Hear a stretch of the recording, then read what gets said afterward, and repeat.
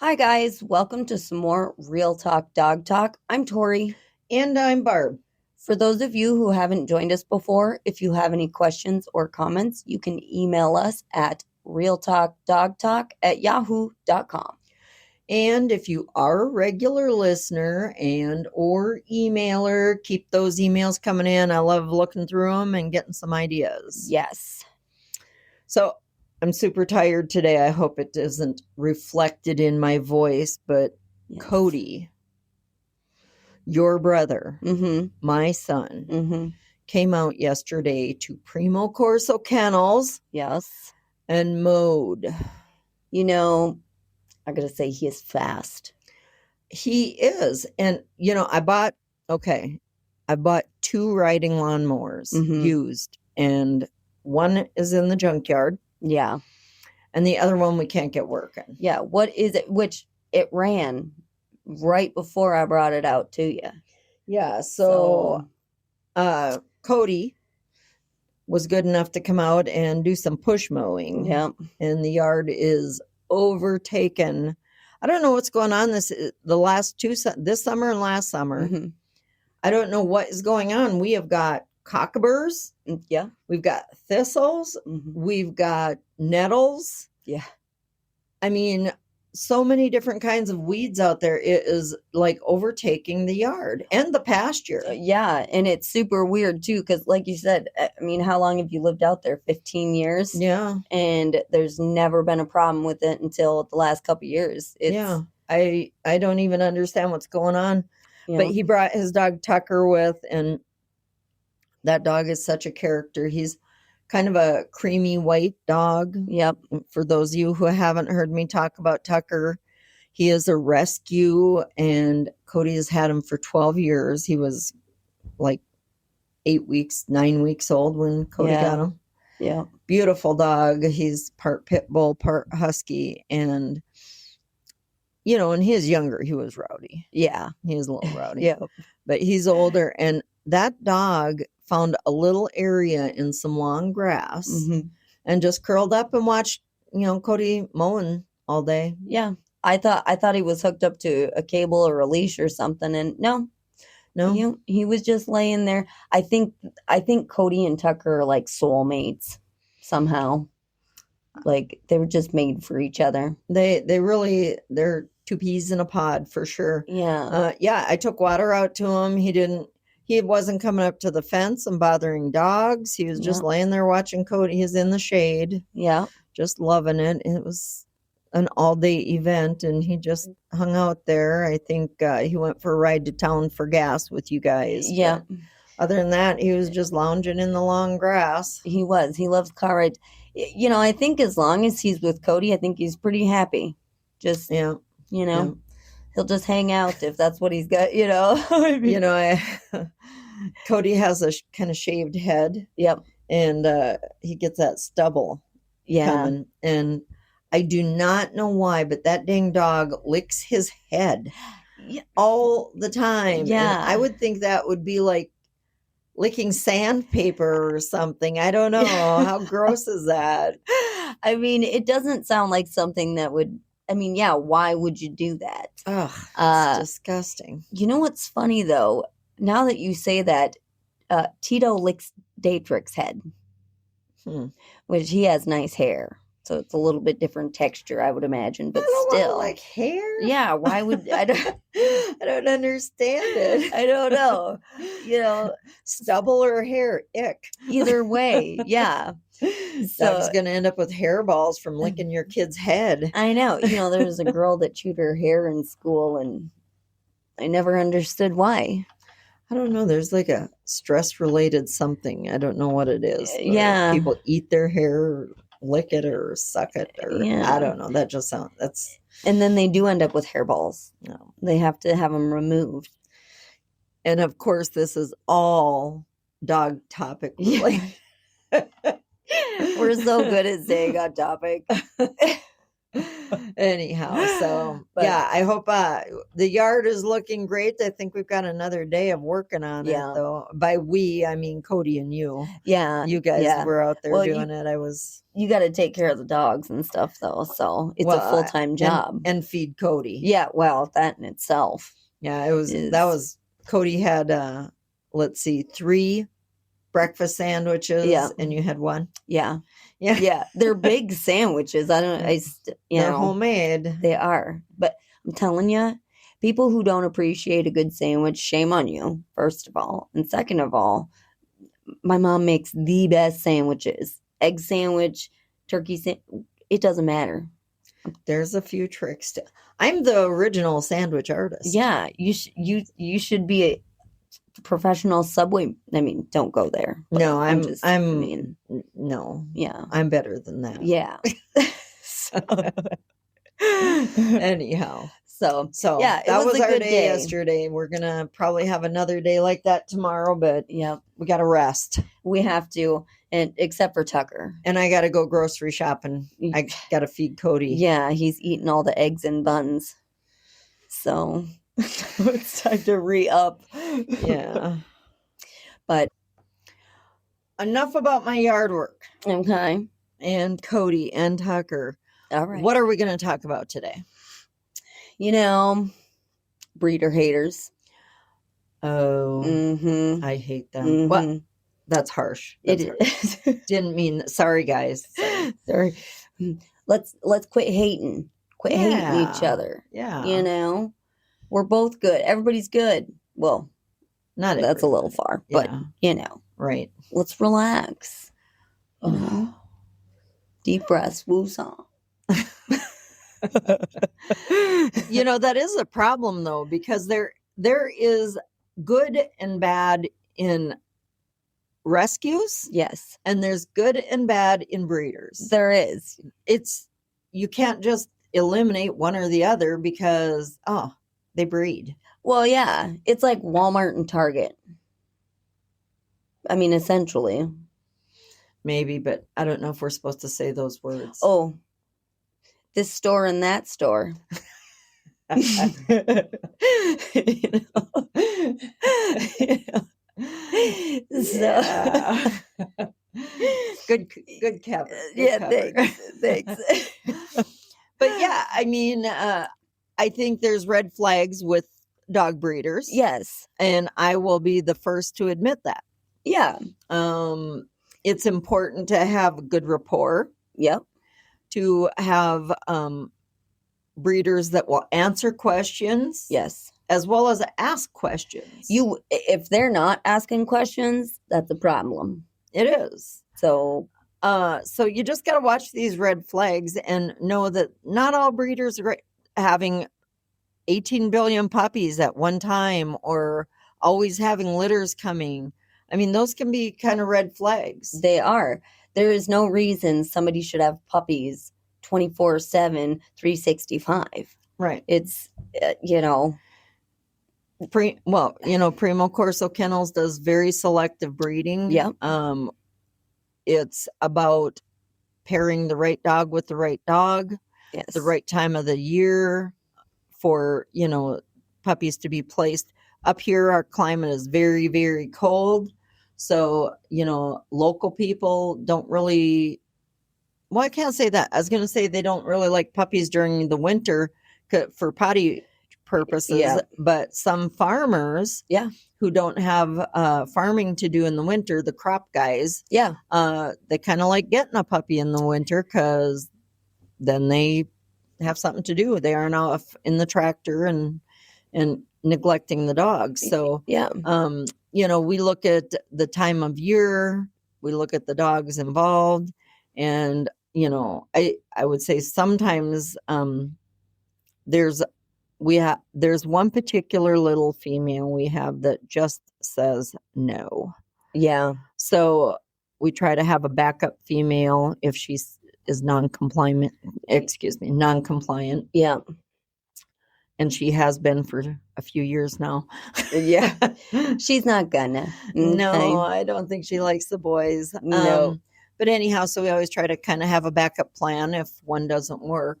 Yeah. But to do two at a time is really not something we like to do. And I think I'm not the only one that looks in terms of planned breeding. There are breeders that won't even breed dogs unless they have a list of buyers ahead of time. Yeah.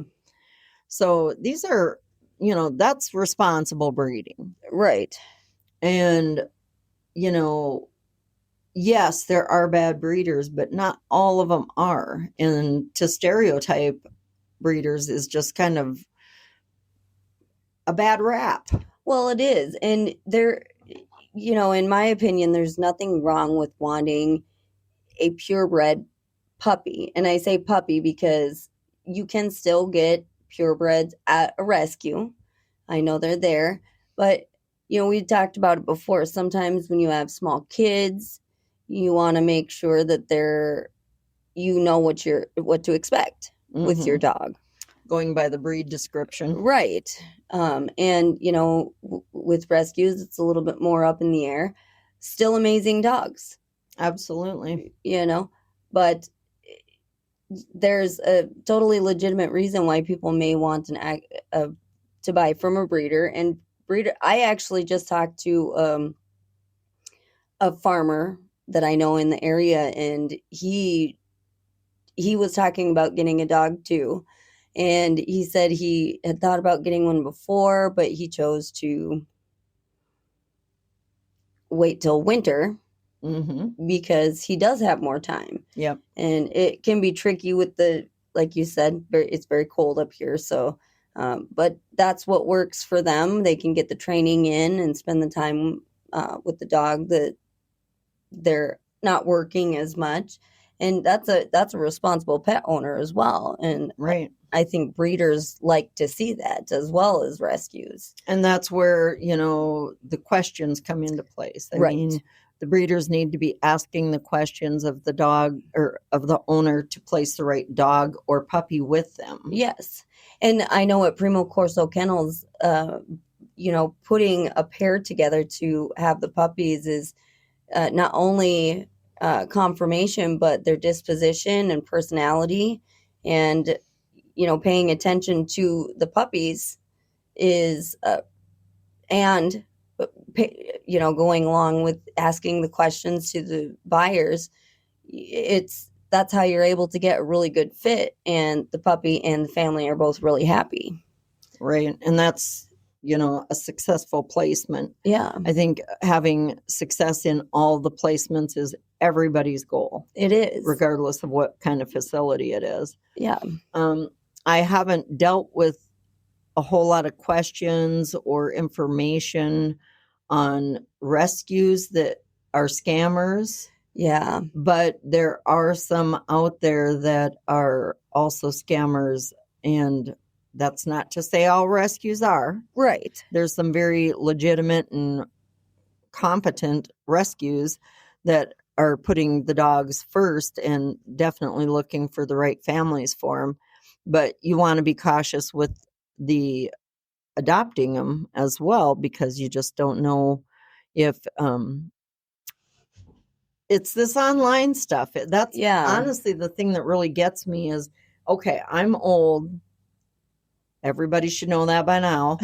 But, everything is done online, PayPal, Venmo, all these, and there's so little face to face. Yes. And I think it, in the respect of purchasing a dog or puppy, it's super important to have that face to face. It really is. And, and sometimes there is a distance situation, but then let's make a phone call. There are ways around it if you can't actually see each other. There's video calls now. Gosh, you can do that. Phone calls. There's so many ways you can get around that, to make sure that you have that in person feel for somebody, to have the right placement. And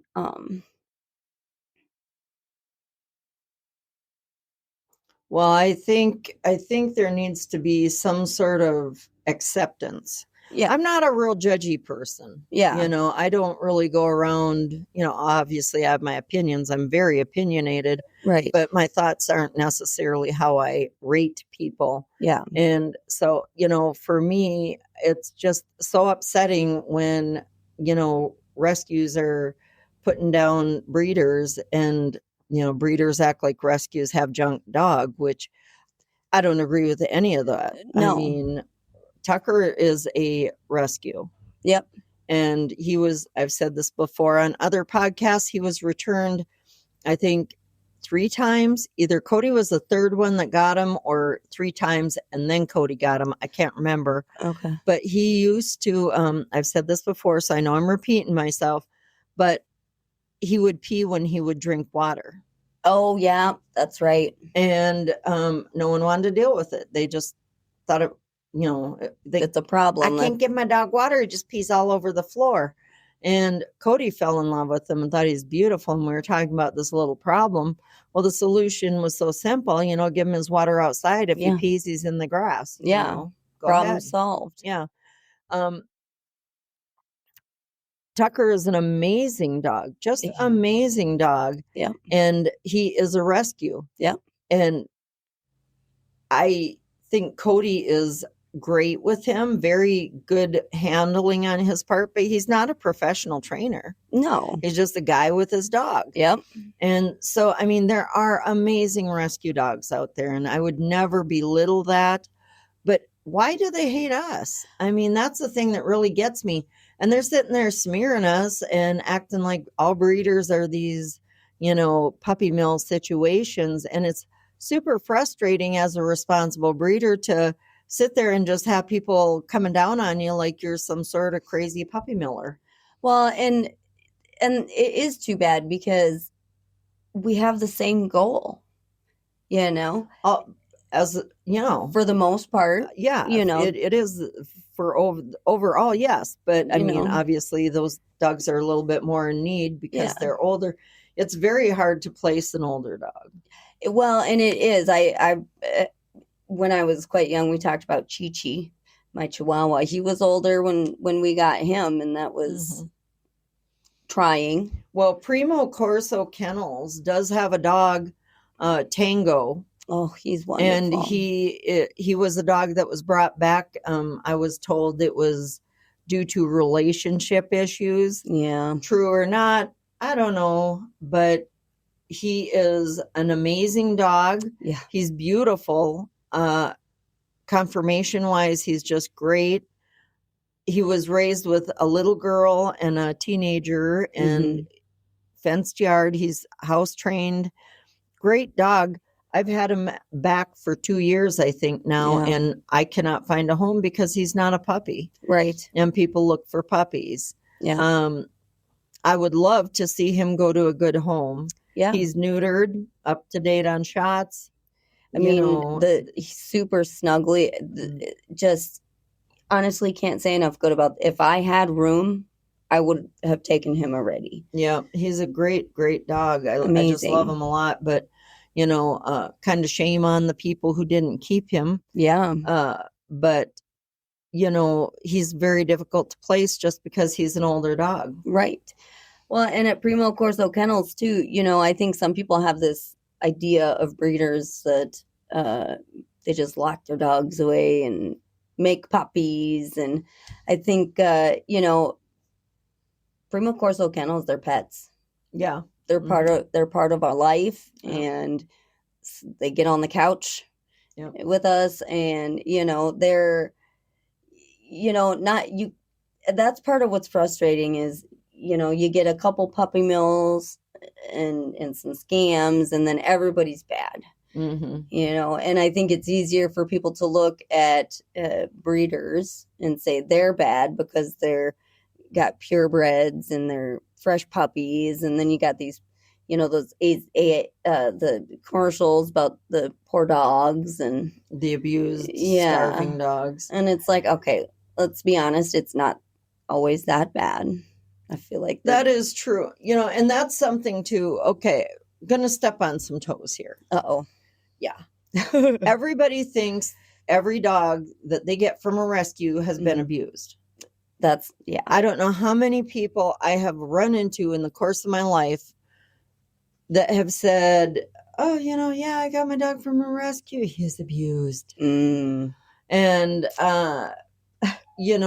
the fact might be they don't like men or they don't like women. yeah. Not necessarily abused, just not people they had been exposed to. Well, Jim, he doesn't like men, but he's fine. But he just hasn't been around a lot of them in his life. Mm-hmm. He's been around women and my Cody and my son, and that's, Mm-hmm. he doesn't like guys. Well, it's not because anybody beat him, Well, and I'm not saying that that abuse and neglect absolutely doesn't happen. I'm not a fool. Right. It does happen. It's shameful when it does. And Mhm. I believe those people should be chained outside with no food. Yeah. How do you like it? And even going to jail, I think, is absolutely necessary. Yeah.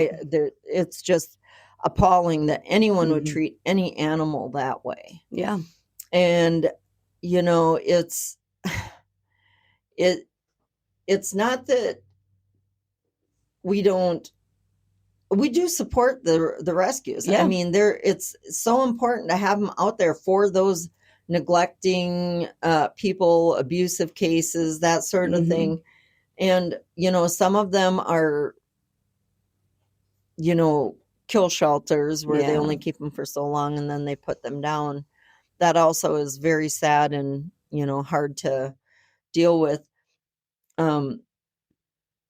So if you do take your pet to a shelter, Make sure it's not a kill shelter. make sure it is a no kill. Yes. Yeah. Well, and we actually have donated to rescues. Yeah, we do, because I feel strongly about them. Yeah. I think they're very important, but gosh, why you gotta be mean to us? I'm thinking in my head, it's just throwing the baby out with the bathwater. Yeah. I mean, we do not, there's so many great breeders out there that are responsible. They produce great dogs. They time it. They pair them. They do everything they Yeah. should.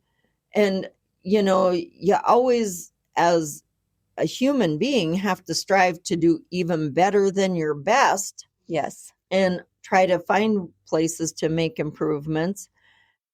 But gosh, why you got to just act like we're just this awful thing? And I don't know very many breeders that sit there and talk bad about rescues. I haven't heard much of that But myself. rescues will, Yeah. Shame on all of you breeders. How dare you? All the things.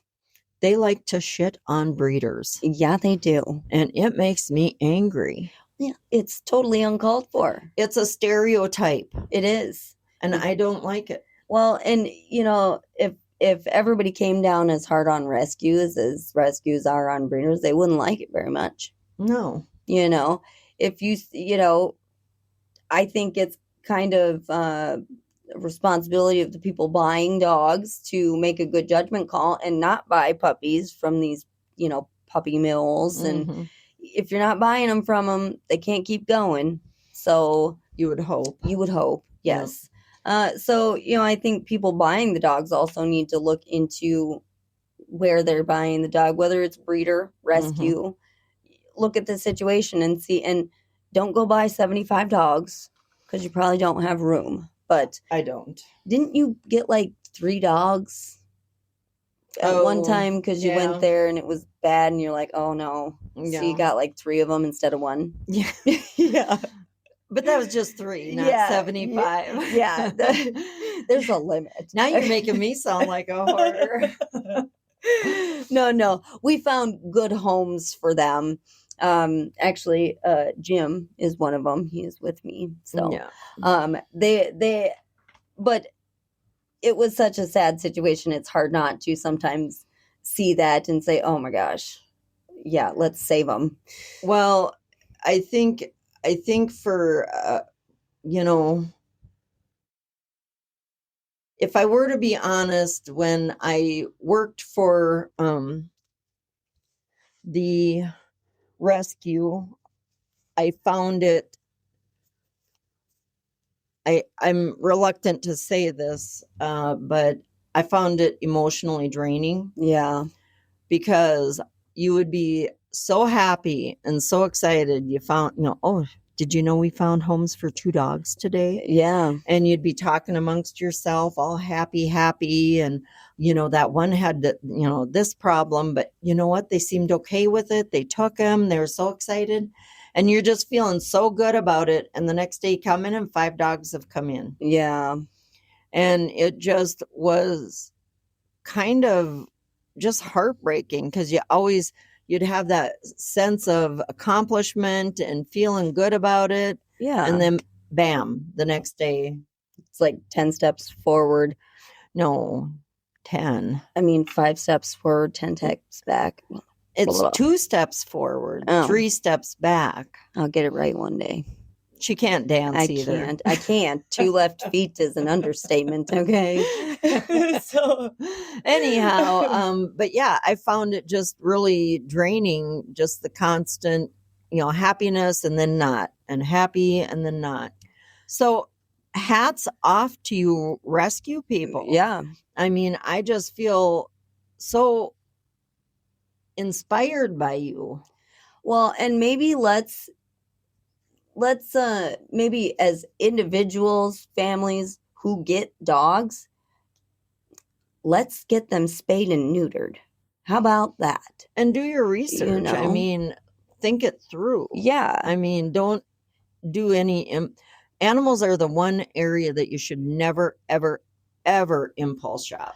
Well, they're living beings. Yeah. It's not like there's some clock or a stuffed animal that you're going to just have at the house. I mean, they're a living being. So know what you're getting into. Right. Plan it out. Have that level of commitment and research and everything. Mm-hmm. So,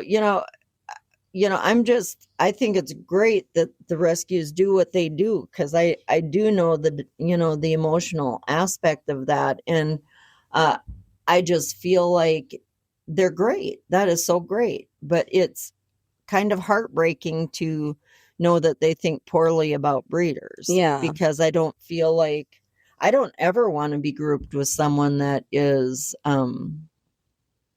doesn't care about the placement of their animals. Well, yeah. And, instead of placing the blame on breeders, why aren't we looking at the people who are buying them impulsively? Yeah. Yeah.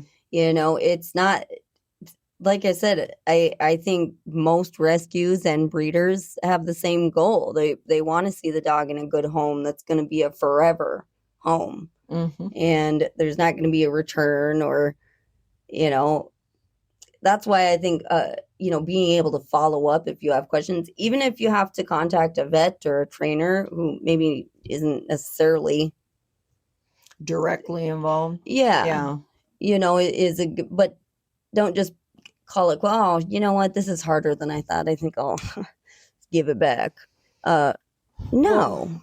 Well, one thing too is, really, if you have family, I think it's important to rescue or breeder, Mm-hmm. Take the whole family and have them be involved in the picking of that pet. Yeah. When we do, growing up, we have done that. Mm-hmm. We went with you. Except for, okay, I bought the one boxer. But I walked in and she fell in love with me like on the spot. Yeah. Well, you came home, Caliban too. We went around the back of the house because what is that? Well, I knew I was going to get him. I just didn't tell you guys. Oh, okay. So that was, yeah. But, so I didn't include my family in those 2 purchases. Yeah.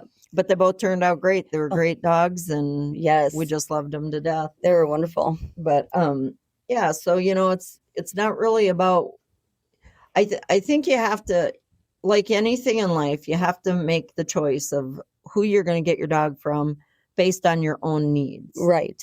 And to say that one person's needs are less important or stupid or irresponsible, that's not really your call. No. And I think I think as,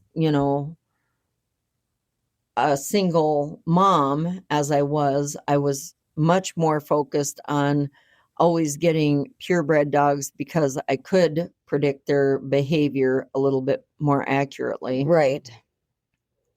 Where now I live alone and I'm not quite that way.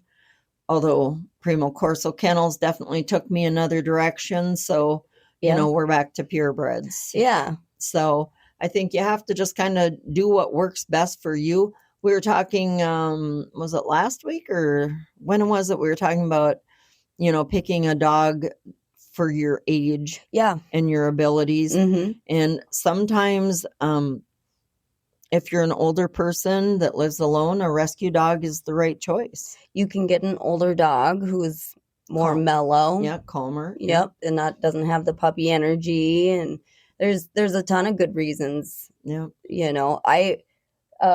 where if you're a young parent, you might want to get a dog. Yeah, and too, with a very young family, a lot of people like to get a dog from a breeder that the puppy can grow up with their children and bond with them a little bit more.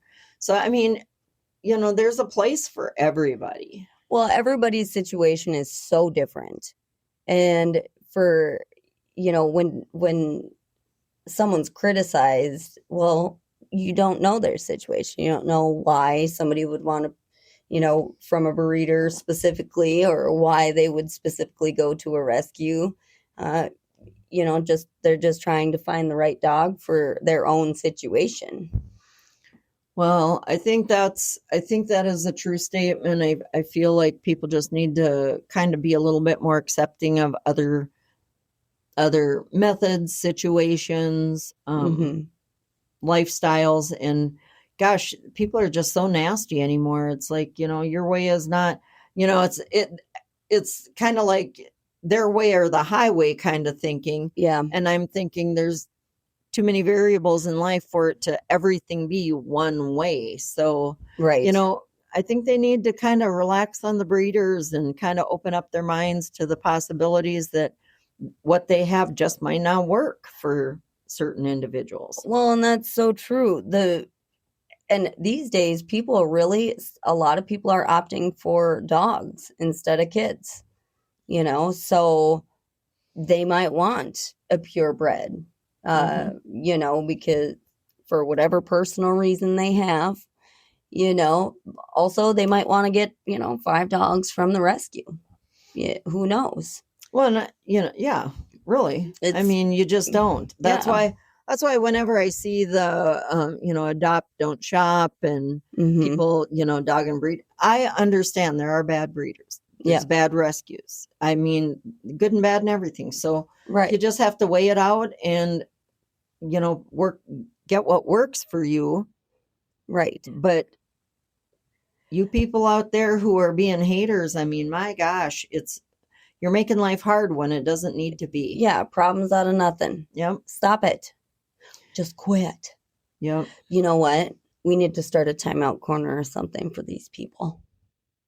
Round them all up. I'm just saying.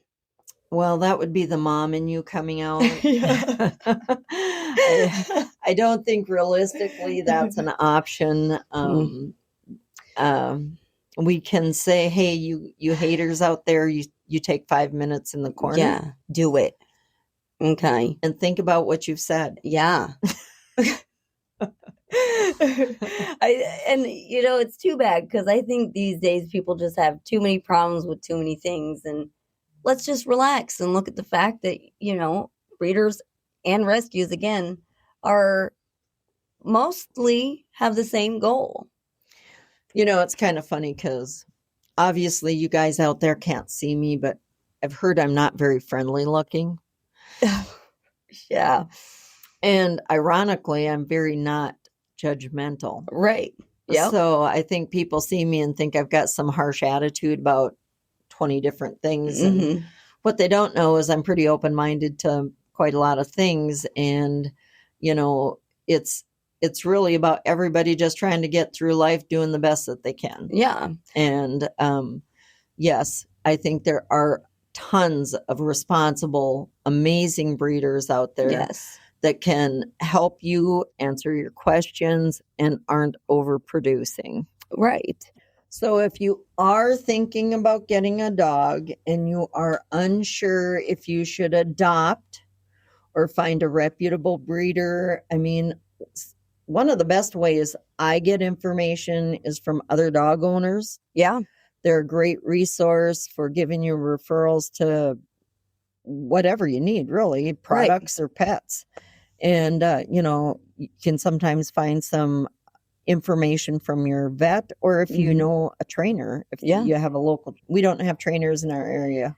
Yeah, no. But, if there's a trainer in your area that you might be able to get some information from, I think those are great resources. And do your research. I mean, Google is not, 100%, right all the time, but it's a great way to research breeds and rescues and find out if they're legitimate and if that's what you want. Yeah, that's the choice for you. Right. Right. Yep. And, again, if you have any questions or comments, feel free to email us at realtalkdogtalk@yahoo.com. Comment down below, and don't forget to hit that follow button. And thank you for joining us for this episode. We hope you will be here next time. Goodbye. Goodbye.